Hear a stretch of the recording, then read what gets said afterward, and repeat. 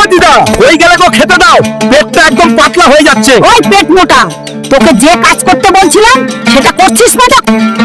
তোরে গরুর মাংস আনবার বললাম, কই আনছস? জলদি বাড়ি থেকে বের হয়ে যা। দিদা আজকে আমার বকা দিছে।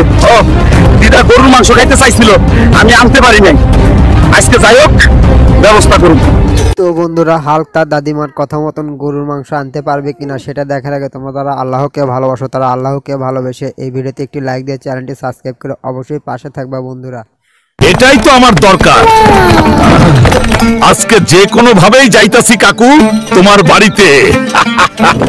একটা গরু নিলেই দিদার রাগ কমে যাবে। ও যাই, এইটাই নিয়ে যাই। আল্লাহ গো, কেউ দেখার আগেই পালাই। প্রথমবার চুরি করতেছি, ধরা পড়লে শেষ।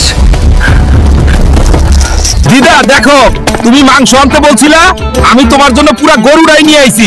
এখন তুমি দিদা, এত মাংস দেখে আমার পেটও হাসতাছে। হাসবি তো। এত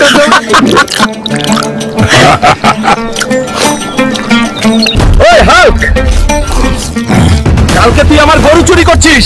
অফিসার, হাল্ককে অ্যারেস্ট করুন। ওকে এবার থানায় নিয়ে যেতে হবে, 3rd ডিগ্রি দিব।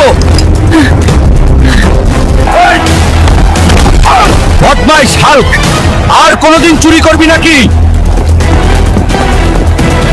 আমার হালকে ছেড়ে দিন, আর কখনো এরকম ভুল হবে না। ঠিক আছে, ওকে ছাড়াবো, কিন্তু বদলে তোমাকে থাকতে হবে লকআপে। তুই আমার দিদাকে অপমান করছিস রে, আজকে তোকে ছাড়ব না। আজকে তোকে ছাড়বো না। চলো এবার বাড়ি যাই। এই পুলিশ আমার কিছুই করতে পারবে না। এইবার বাইতে যায়া ওই কাকুর বেটি জরিনাকে বিয়া করুম। তাই আর বেটি জামাই রে পুলিশে দিতে পারবো না। আমি হাল্ক আপনাদের সবার জন্য প্রার্থনা করছি, এই ভিডিওটি লাইক করুন, চ্যানেলটি সাবস্ক্রাইব করুন। আপনার ইচ্ছা 2 দিনের মধ্যে পূরণ হবে।